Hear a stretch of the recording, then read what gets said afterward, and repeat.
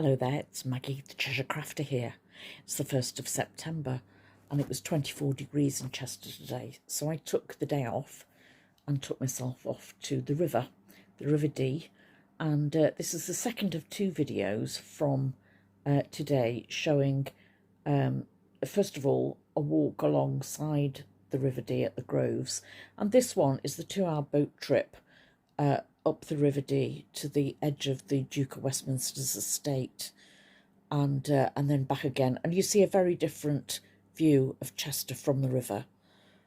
I thoroughly enjoyed it. I do recommend that you look into coming to Chester first of all, and then spending time on the river. All the details can be found on their website, and I will detail that in the details below. Some of the video I might have to cut short if YouTube give me a copyright strike because it contains music. So let's see how we get on. Hope you enjoyed this trip out with me today. I did.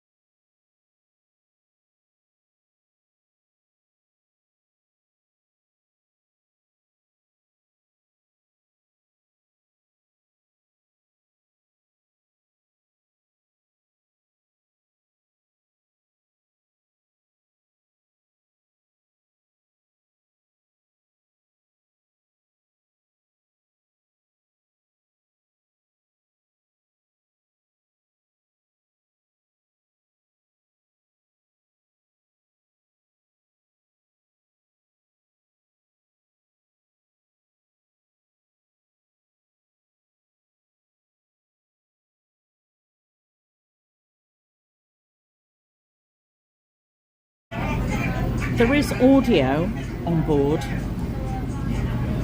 and sometimes there's background music, and as you can see I've just bought a Diet Coke, nice and cool.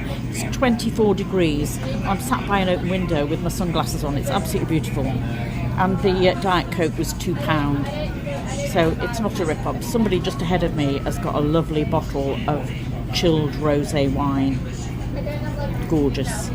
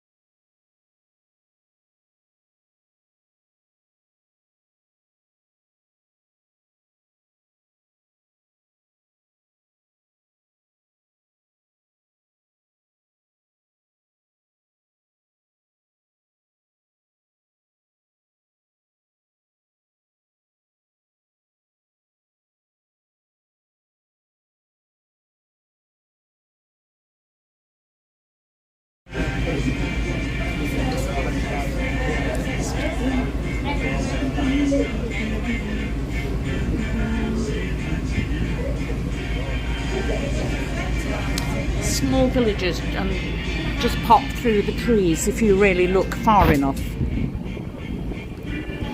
I'm on the right side of the boat. When we go back in towards Chester, I'll be able to photograph the beautiful houses and the properties that are alongside the banks. You'll see the gardens and the boathouses. There's a great deal of money there in Chester. It's, as you see the Real Housewives of Chester, the real money is old money, and that's where it is. You also see that there are many flats that have been built or being developed, but the real old money stays in those old properties down by the river and in the small villages.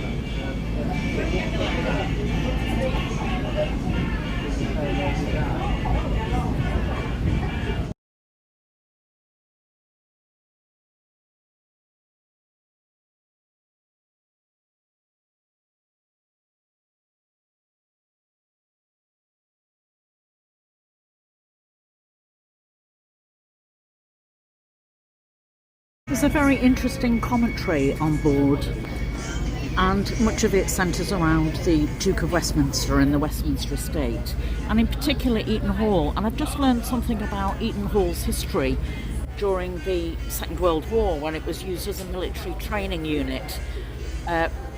Very interesting. I'm not going to tell you that story because I think that belongs to the boat company, and I'm going to recommend that you come on this journey yourselves.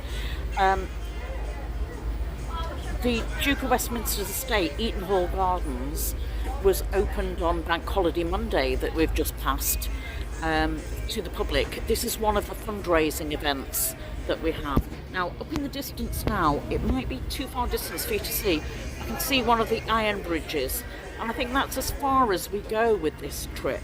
I think the boat will turn round there, and then we'll head back on the return journey into Chester, back to the Groves. Possibly the most elegant iron bridge in existence.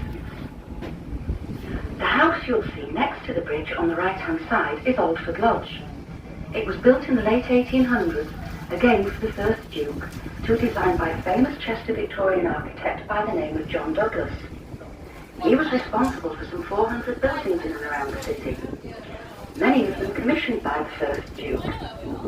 Notice the lovely barley sugar twist chimneys and the blue diamond brickwork on the front of the building. These were Douglas's trademarks. To the left of the house, the long shed that you can see was from Victorian times a tea room, famous throughout the area for its afternoon teas of locally grown fondant strawberries and cream. During the summer months, the tea room opened its doors at 11 a.m. and offered refreshments until late in the evening, as well as rowing boats for hire. On Sunday afternoons in particular, the riverside lawns would be thronged with gaily dressed people in their Sunday best, enjoying the cream teas. And since many of those who chartered barges would also hire musicians to entertain them, there would be music and dancing as well. The tea room closed its doors at the onset of the First World War and has never reopened.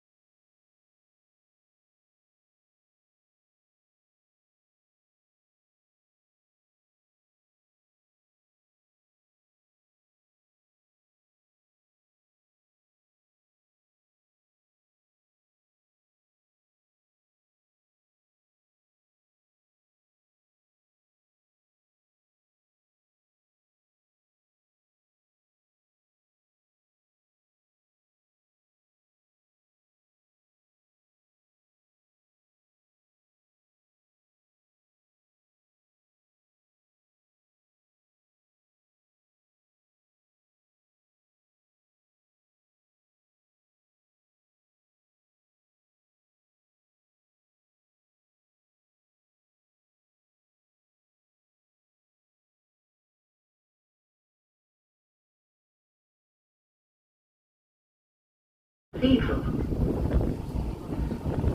Still in the distance, but sweeping Coming past the Chester Motorboat Club here, you see we've got a rowing club, and this is the boat club. We're playground around here. Sometimes we come down here just to sit on the bowling green as well. Sometimes I can't speak over that lady.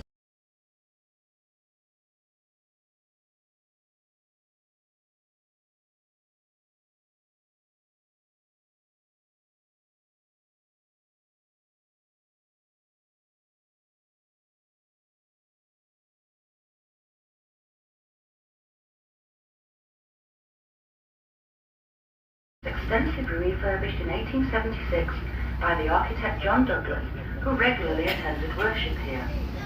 Between the church and the buildings below is a barely visible lane, which goes by the strange name of Barrelwell Hill. For an explanation of this name, we need to cast our minds back to medieval times and the practice of witchcraft. Ladies under suspicion were brought to the head of the lane and tied into a barrel, which was then bowled down the hill into the river. If the lady drowned, she was deemed to be innocent and on her way to heaven. However, should she survive, she was declared guilty of witchcraft, hauled from the barrel and dragged away in chains to await her execution.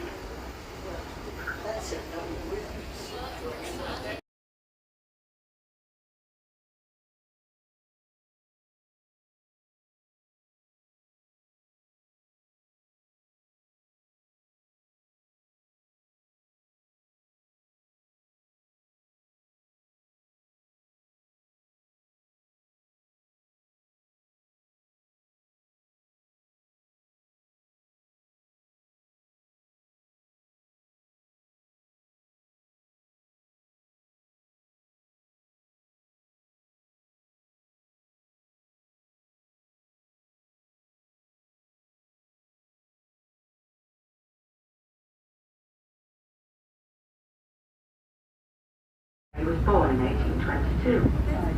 Today, Buffington House has the distinction of being one of the few 19th century riverside properties to remain a single private dwelling.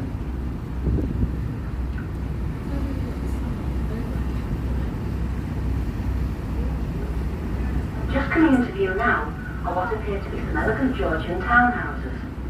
Known as Diva Terrace, they were actually built by the Victorians. Diva, meaning divine woman or goddess, was the name given by the Romans in AD 40.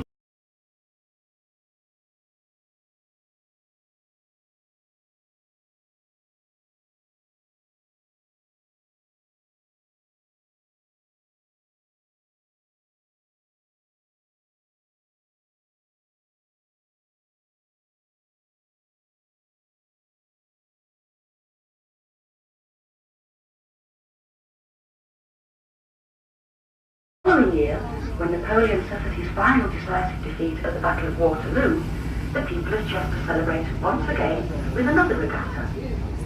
Cambridge didn't hold its first regatta until 1829, whilst Henley-on-Thames, generally regarded as Britain's principal rowing event, lagged way behind, only holding its first regatta in 1839.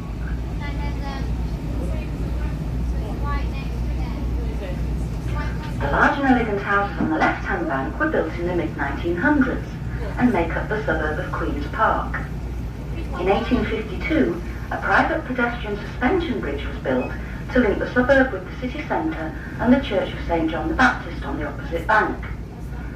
The estate agents of the day made much of the bridge in their efforts to entice wealthy Victorians into buying homes in the newly built suburb, stating that, unlike the old Dee Bridge further downstream, the new bridge was toll-free, and for those wishing to attend Sunday service, the church was just a 2-minute walk away at the end of the span. And indeed they spoke the truth. However, in the best tradition of estate agents throughout the ages, only the positive aspects of life in Queen's Park were talked of during their sales pitch, and no mention was ever given to the fact that the bridge was actually closed on a Sunday. The present bridge replaced the original in 1923. This area of the river is known as the Groves, owing to the grove of lime trees you can see planted all along the right-hand bank.